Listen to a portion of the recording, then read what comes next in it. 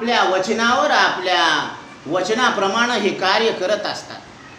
तर पुढं सांगतात, नीती अनिती न विचारी प्रवर्ते अन्योन्य व्यापारी स्वार्था वाचोनी अन्य परी जगी दुसरी जाणेना शांती क्षमा दया भाव भक्ती सत्क्रिया ठाव नाही सांगावया सत्व धैर्य भंगले. म्हणून जगामध्ये वेगवेगळे व्यापारी वेगवेगळ्या पद्धतीने स्वार्थ संपादन करण्यासाठी प्रवृत्त होतात. सेवा धर्म सोडून वेदांनी सांगितलेले उत्तम कर्म सोडून स्वधर्मातील लोकांची लाचारी पाहतात.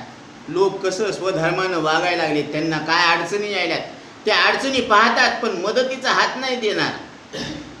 आणि कबीरदास इथं सांगतात की तैरता है तो हात दे. जर कोणी पाण्यामध्ये डुबत असेल बुडत असेल आणि तो जर त्याला हात दिल्यावर तो वाचत असेल तर त्याला हात द्यायला पाहिजे. आणि तो जर बुडत असेल आपल्याला घेऊन तर मग त्याला लाद दे. तैरता है तो हात दे और डूबता है तो लाद दे. मग निदान कमीत कमी मदतीचा हात तर पुढं सरकून पहा ना तुम्ही. तर पण कलियुगामध्ये अशी प्रवृत्ती राहिलेली नाही. कुणी कोणाला मदत करायला तयार नाही. सेवा धर्म सोडून दिलेला आहे. वेदानं सांगितलेले उत्तम कर्म सोडून दिलेले आहेत. आणि दुसरी गोष्ट, नीती अनितीचा विचार न करता शोषण करू लागलेले आहे.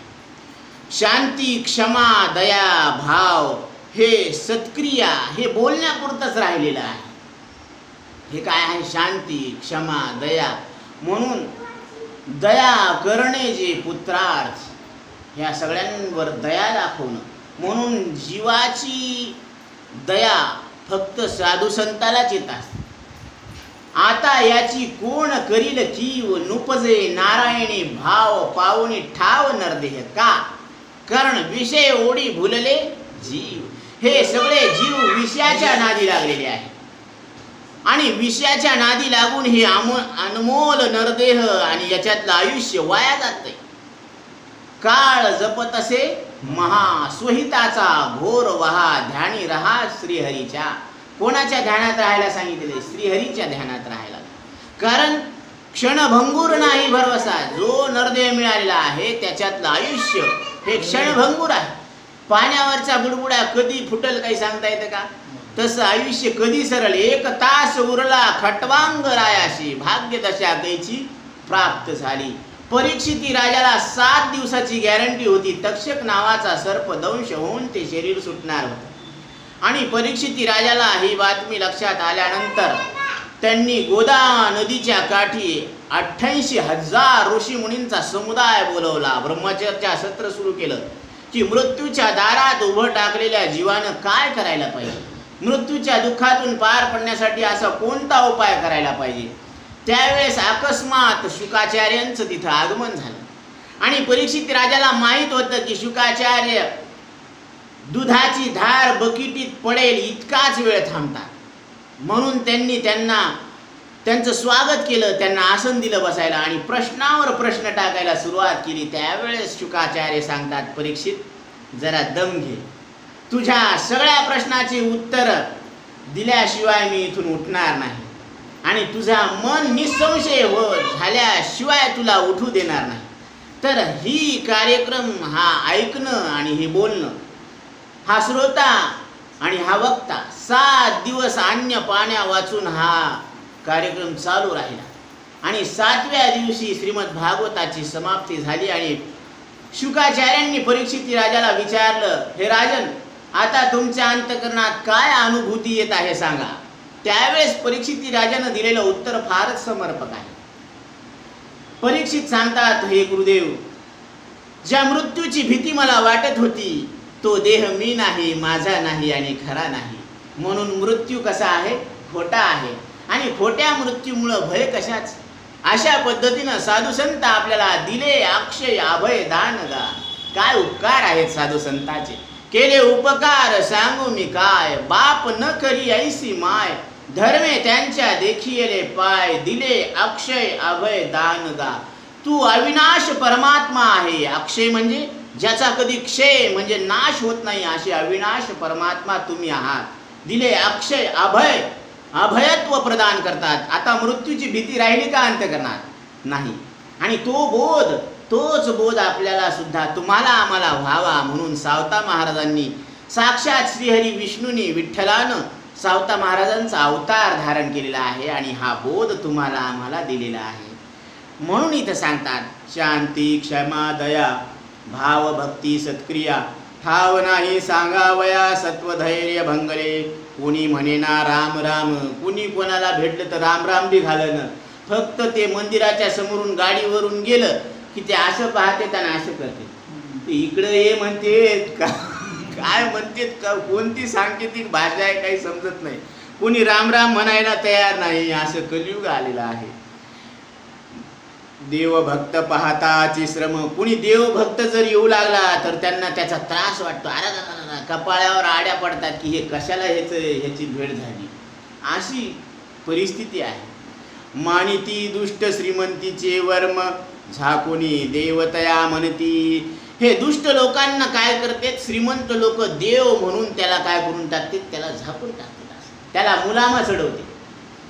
अशा पद्धतीनं सेवा धर्म सोडून नीती अनितीचा विचार न करता शोषण चालू झालेलं आहे.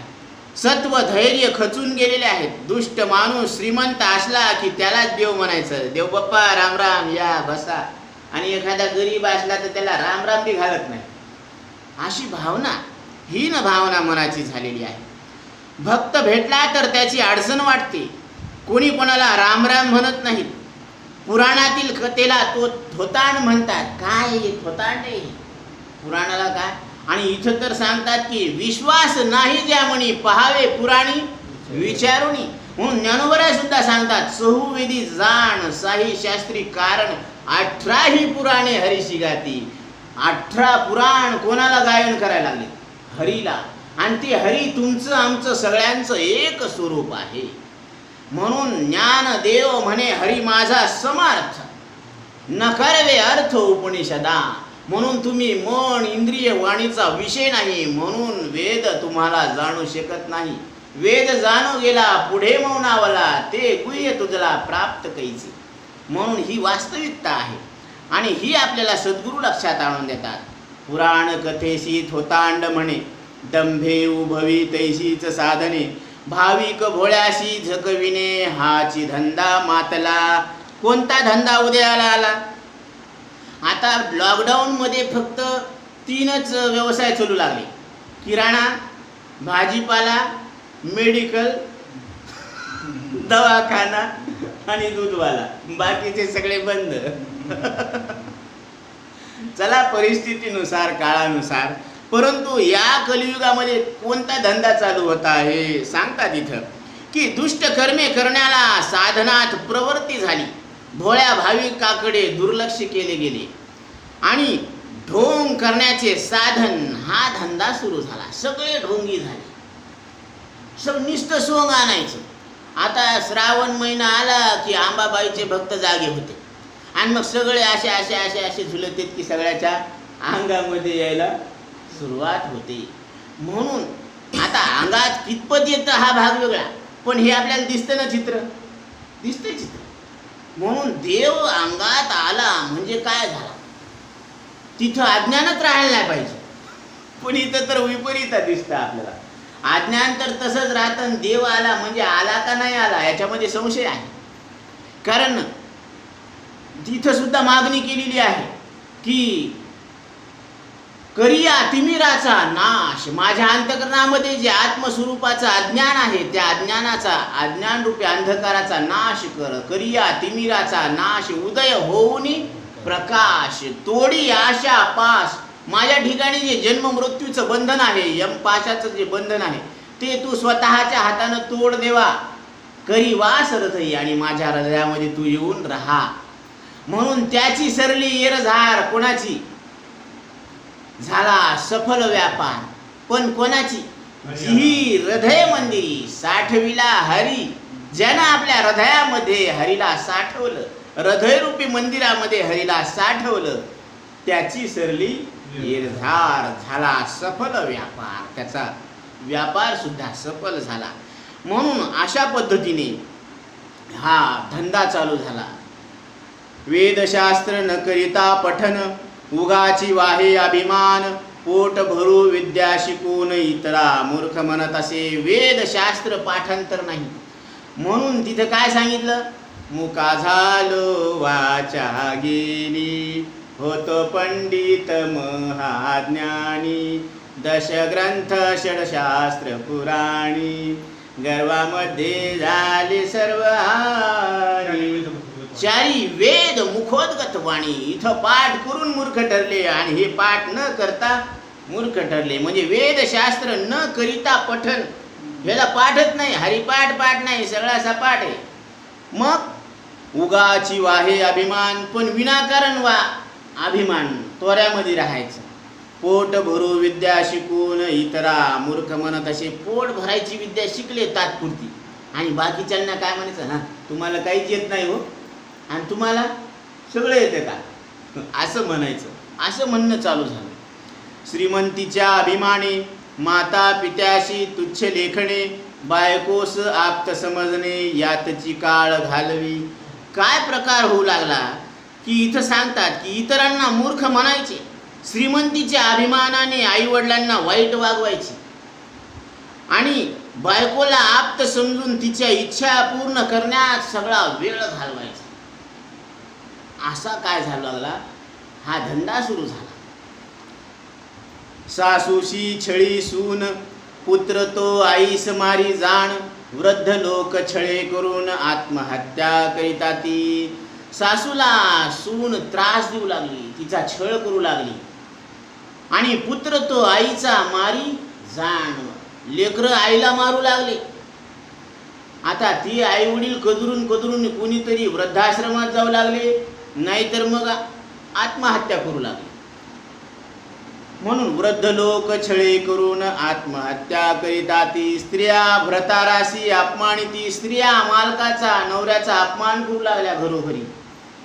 पुरुष तव उपासक बनती आणि सगळे नवरे बायकाचे दास झाले. म्हणून तिथं काय सांगितलं, तरीच जन्मा यावे दास विठोबाचे व्हावे. हे विठोबाचा दास व्हायला सांगितलं, पण हे देवदास झाले आणि उदास झाले. काय झाले, हे खरंच देवदास झाले का, पारो असे देवदास झाले आणि उदास झाले, म्हणजे बायकोचे दास झाले. तर अशी परिस्थिती सांगायला लागली तिथं. स्त्रिया भ्रताराती अपमानिती पुरुष तव उपासक बनती. कुत्र्या ऐशी जिनी होती न्याय नीती खुंटली. कुत्र्यासारखं जीवन जगायला लागले. न्याय नीती सगळी हरवून गेलेली आहे. परत सांगतात पुढं, पैशासाठी सर्व कर्म. सगळे काम कशासाठी, पैसा पैसा. म्हणून खाने पीने को मिले तो जोरू बंदगी करे, एक दिन खाना नहीं मिले तो फिर से जवाब करे. कबीरदास सांगतात की पत्नी आपल्याला कुठपर्यंत विचारते, जर खायला प्यायला नेलं तर, आणि एक दिवस खायला प्यायला नसलं तर तीच परत उलटून बोलते. कोण, पत्नी. म्हणून सब पैसे के भाई अपना साथी नहीं कोई. सगळे पैशाचे भाऊ आहेत. मानिती लहान थोर देह सुखाची आकाजा. तुम्हाला घरातले सगळे मानतात कुठपर्यंत, जर तुम्ही त्यांच्या शरीराच्या सगळ्या गरजा भागू लागले तर, तुम्ही त्यांच्या कामी पडले तर. आणि जर तुम्ही त्यांच्या कामी पडले नाही तर ते तुमचा स्वीकार करतात का. बाबा लेकरं तुमच्या जवळ काऊन येतात, कारण बाबाला वाटतं की लेकराजवळ गेलं की चॉकलेट द्यावं, मग लेकरू खुश होतं. म्हणून ते बी बाबा बाबा बाबा म्हणून जवळ येतं. म्हणून अशा प्रकारे सब पैसे के भाई अपना साथी नाही कोई. आणि म्हणून तुकोबारा इशारा देतात, तुका म्हणे तुझं सोडविना कोणी एका चक्रपाणी वाचून या. कारण ज्यावेळेस यमाचा अजब तडका बे तू क्या जाने लडका बे. कबीरदास सांगतात, यम का अजब तडाखा बे. यमाचा झपाटा लय दिसत नाही. म्हणून काय जाब देता होशील तू. काय उत्तर देता होशील तू. मारिती झोडीती तोडीती यमाचे किंकर. किती साल, एक साल नाही, बहु साल. कारण प्रत्येकानं गर्भवासाचं दुःख भोगलेलं आहे आणि पुढं मृत्यूचं दुःख आहे का नाही. आहे. मग त्या मृत्यूच्या दुःखातून पार पडण्यासाठी तुम्ही काय प्रयत्न केले बोला? आयुष्यभर तुम्ही काय केलं तुम्ही? ते म्हणले खाया पिया सुख से सोया यूं ही उमर गवाया. खाल्लं पिल्लं मस्त मजा केली, बाकी काही विचार केला नाही. आपण कुठून आलो, कशासाठी आलो, काय करायचं, कुठं जायचं, हे प्रश्न उद्भवायला पाहिजे. म्हणून भगवान शंकराचार्य सांगतात कोहम कथमिदम जातम को वै कर्तास्य विद्यते उपादानम किमस्तिह विचारास्वयमी दृश्यः. मनुष्य देहात आलेल्या जीवानं मी कोण आहे, मी कुठून आलो, मला कुठं जायचं आहे, मला अनुभवाला येणारं जे विश्व आहे त्याचा आणि माझा संबंध काय आहे, असे प्रश्न उठणं म्हणजे खऱ्या परमार्थाला सुरुवात झालेली आहे. म्हणून इथं सांगतात पैशासाठी सर्व कर्म नष्ट झाला राजधर्म गरिबा ते पिडूनी परम श्रीमंतासारखा न्याय मिळे. श्रीमंतासारखा न्याय मिळू लागला. कोर्टाने निकाल कुणीकडून दिला? जिकडून कमिशन भेटलेलं आहे तिकडून निकाल लागला. म्हणून ती म्हणले की बाबा आपण जिंकलो का बेईमानी केली तिथं.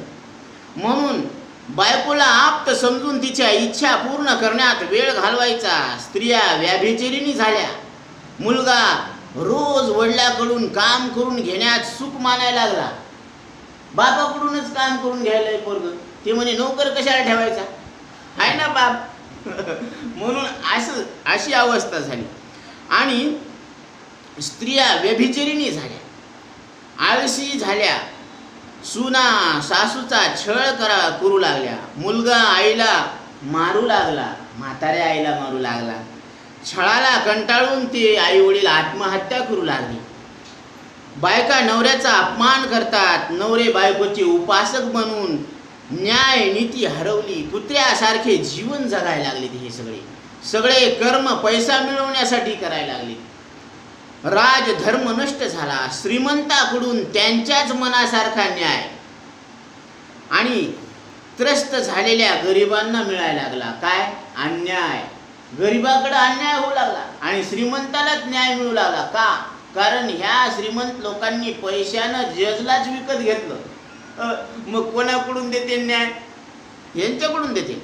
मनुष्याच्या रूपाने नरक निर्माण झाला, अशी परिस्थिती निर्माण झालेली आहे.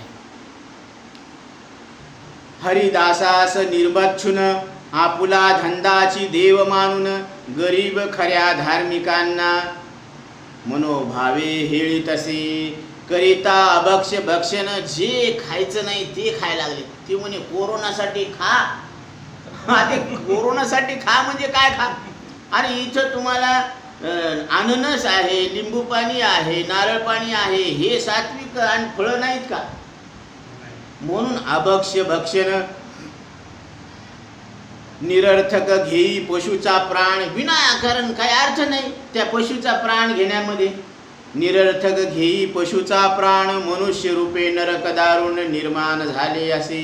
पतिव्रता फजित होत. पतिव्रतेची मात्र फजिती व्हायला लागलेली आहे. सिंदळी त्या मान पावत आणि ज्या नाटकी आहेत त्यांना मात्र मान मिळू लागलेला आहे. जगती अतिथी अभ्यागत नष्ट प्राय झाले. कोणी अतिथीचा मान सन्मान करायला तयार नाही. म्हणून मनुष्याच्या रूपाने नरक निर्माण झाला. विनाकारण पशु हत्या करणे, अभक्ष भक्षण करणे म्हणजे मांस खाणे हे चालू झालं. आता तुकोबर आहे त्याचं माप सांगतात. मांस हा खाता हौस करी जोडून वैरी ठेवीला. आज तुम्ही मांस खायला लागले, तुम्हाला चांगलं वाटायला लागलं, पण उद्या तेच प्राणी त्या रूपात येऊन तुमची हत्या करणार आहेत, हे सत्य आहे. म्हणून केले कर्म झाले तेची भोगा आली. उपजले मेले ऐशी किती. म्हणून हरिदासाला नाव ठेवणे, धंद्यालाच देव मानणे, जे खरे गरीब आहेत, धार्मिक आहेत त्यांच्याबद्दल मात्र मनातून त्यांचा तिरस्कार, अपमान करू लागले. पतिव्रतेची फजिती होऊ लागली. कपटी स्त्रियांना मान मिळू लागला. जे खोटं बोलायला लागलेत, कपट करायला लागलेत त्यांना मात्र मान मिळायला लागलेला आहे. जगामध्ये अतिथीचा आदरभाव नष्ट झाला. आपली संस्कृती काय आहे? अतिथी देवो भव. यमधर्म नचिकेताला सांगतात की मी ॲब्सेंट होतो, माझ्या अनुपस्थितीमध्ये तुम्ही 3 दिवस 3 रात्र दरवाजामध्ये माझी वाट पाहत बसलात आणि अतिथीनं 3 दिवस 3 रात्र वाट पाहणं हे त्या घरमालकाच्या विनाशाचं कारण बनू शकतं. कारण अतिथी हा साक्षात देवाचं स्वरूप आहे. तो रिकाम्या हाताने गेला तर त्याची सगळी संपत्ती कुळ नष्ट होऊन जात असते.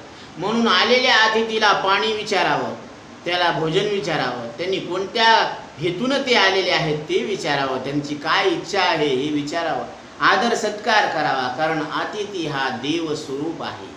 म्हणून यमधर्म म्हणतात की आमच्याकडून फार मोठा गुन्हा झालेला आहे. त्यांना नमस्कार करतात आणि मग त्यांच्या बदल्यामध्ये 3 दिवस 3 रात्राचं तप झालेलं आहे आणि त्या तपाच्या बदल्यामध्ये 3 वर मागायला सांगितलेले आहे. असा विषय आपण कठोपनिषदामध्ये पाहिलेला आहे. तर इथं मात्र काय झालेलं आहे की अतिथी भाव हा मावळून गेलेला आहे.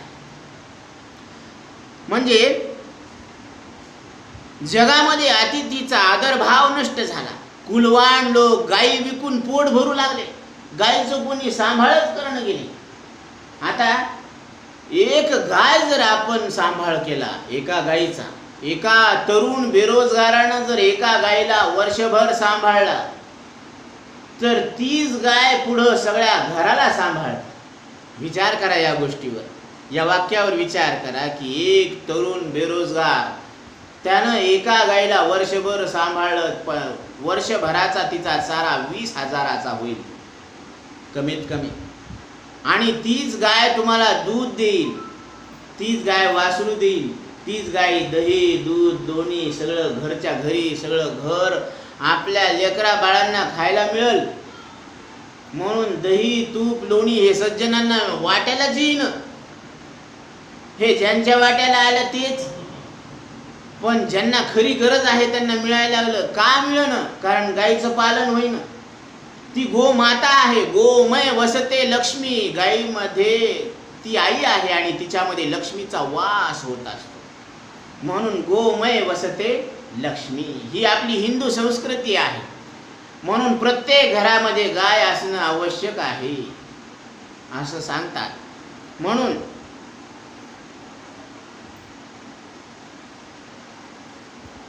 करीती अभक्ष्य भक्षण निरर्थक घेई पशुचा प्राण मनुष्य रूपे नरक दारुण निर्माण जाण झाला असे पतिव्रता फजित होत सिंधळी त्या मान पावत जगती अतिथी अभ्यागत नष्ट प्राय झाले गायी विकुनी साचारू कुळवान लागले पोट भरू दूध घृत लोणी प्रकारू सज्जनांशी दुर्लभ दूध दही तूप लोणी हे सज्जनांना वाट्यालाच येईन. का? कारण हे गायीचं पालनच कोणी करणं, गायी विकून पैसे करायला लागलेत हे. म्हणून असा दुर्लभ झाला. याती धर्म झाले नष्ट होम हवनाचे नाव स्पष्ट कुळवंतासही न समजे इष्ट कर्म भ्रष्ट झाले ती. इथं मात्र गंमत कशी झाली की कुलवंताला इष्ट देवता माहीत नाही. आपली इष्ट देवता कोण आहे, कुळदेवता कोण आहे हेच माहीत नाही. आता कुळदेवता भ्योन महा कोणतंही कार्य करायचं तर कुळदेवताला आधी स्मरण करावं लागतं ना. पण कुळदेवताच माहीत नाही तर कोणाचं स्मरण करतील. म्हणून होम हवनाचे नाव स्पष्ट माहीत नाही. कोणता होम कोणत्या कार्यासाठी करायचा हे बी माहीत नाही. धर्म माहीत नाही. कर्माचा पूर्णपणे त्याग केलेला आहे. बरं, हे कर्माचा त्याग केला मग चालू काय आहे ते हे पुढे सांगतात. स्त्रियांचा करुणी त्याग वेश्याग्रहाचा धरिला मार्ग चोरी चहाडी जे दुष्ट भाग तोची लाग धरिला. तर यांनी बायकोचा त्याग करून वेश्यालयाचा रस्ता धरला, चोऱ्या चुगल्याच्या ठिकाणा धरला. 18 पगड जाती 4 वर्णातले लोक मायेने भ्रमिष्ट झाले, सगळे भ्रमिष्ट झाले. आता सगळ्यांनी जर घेतली आणि सगळे जर झुलू लागले आणि तिथं एकटा जर बगर घेतलेला आला तर कोण म्हणीन की कोण झुलायला लागलं? हे सगळे मिळून म्हणतील की तू झुलायला लागला, आम्ही शुद्धीवर आहे असं येते. म्हणून अशी अवस्था निर्माण झाली हे सांगतात इथं. 18 याती चारी वर्ण सर्व गेले मायेने भ्रमून काम क्रोधे मिठी मारून सर्व जफडून टाकिले विहित कर्म करीना वेदशास्त्र ऐकेना स्मृतिशास्त्र आवडेना स्वार्थ सर्व वर्तती स्वतः काही कष्टे करिता हाती याचे द्रव्यादी समजता यास्तव जारण मारणता उच्चाटनादी प्रवर्तले विशेष करुणी अंजन स्त्रियाशी भुलवी जाण शाबरी मंत्रे करून तामस होम करीती शरद तुरु निर्दाळावयास बोकड जंबूक वानरास बळी देऊनी होमास अभिचार पंत स्थापिती मूठ मारुनी गुप्तपणे भलतियांचा घेती प्राण करणी विचित्र वर्तवून द्रव्य प्राप्ती इच्छिती भैरव वेताळ झुटिंग पिशाच प्रेत अश्वादी काग कामणीक देवता देती भोग त्यातेची जाण उपासिती पहा कसा म्हणजे काय काय चालू लागलं हे सांगतात वर्णन करतात की स्वार्थ भावनेने जगतांना वेदशास्त्र कोणी ऐकायला तयार नाही काम क्रोधाला मिठी मारून सगळेच बांधल्या गेलेले आहेत शास्त्राने सांगितलेले कर्म कुणी करायला तयार नाहीत विहित कर्म म्हणजे निष्काम भावनेनं कर्म करायला कोणी तयारच नाही सगळे सकाम भावनेतून करायला लागले स्मृतिशास्त्र कोणाला आवडत नाही कष्ट न करता पैसा मिळावा उदरनिर्वाहाची साधने मिळवण्यासाठी जारण मारण उच्चाटन बरं का या विद्या शिकण्याचा प्रयत्न चालू झाला विशेष अंजनाने स्त्रियांना भूल पाडणे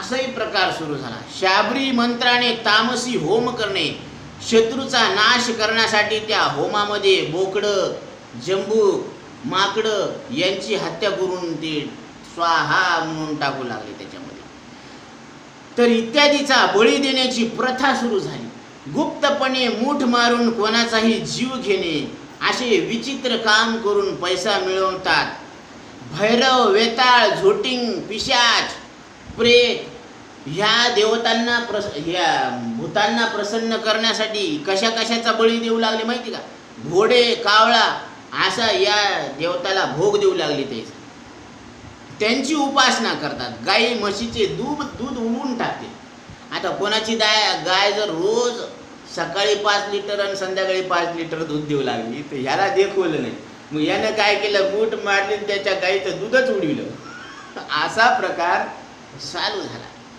म्हणून काय झालं गाई म्हशीचे दूध लोपविती स्त्रिया झाल्या चिटक्या निश्चिती इही गोधन नासवुनी जगती कसा यास मदत करीती ऐसा स्वार्थी कर्मयोगी धरित्री आकाशे सोडिला लाग अतिवृष्टी अनावृष्टीचे भागी पृथ्वी सगळी भरडिली देवासही पडली चिंता आता मात्र देवाला चिंता लागली कवणी उपाय भक्त रक्षणता होऊनी साधक जनता कैवल्य ध्याम पावती तर इथं सांगतात की गाई म्हशीचे दूध उडवू लागले स्त्रिया कुसळीन झाल्या कुसळीन म्हणजे त्या चिटकीन झाल्या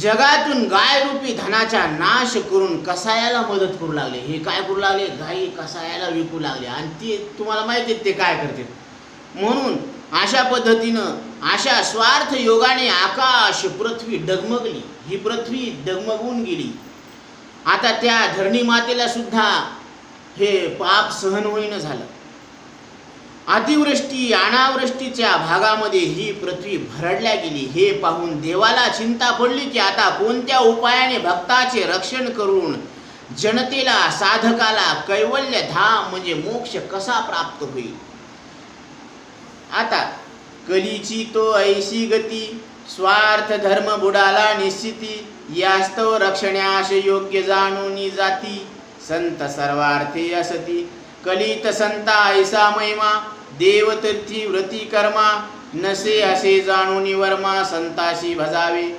संताशी भजती जे नर ते पावती संसार पार संताखेरीज कलिताधार नसे साचार साधिका साधका कलितानंत दोष असती परी एक गुण आहे निश्चिती जे संता ते सर्वस्वे भजती ते तरती क्षण मात्रे कलियुगाचं अनंत दोष वर्णन केलेले आहेत, पण एक गुण चांगला आहे की जे कलियुगामध्ये संतांना भजतात ते मात्र या संसार चक्रामधून तरून जातात. इथपर्यंत आपला विषय आलेला आहे.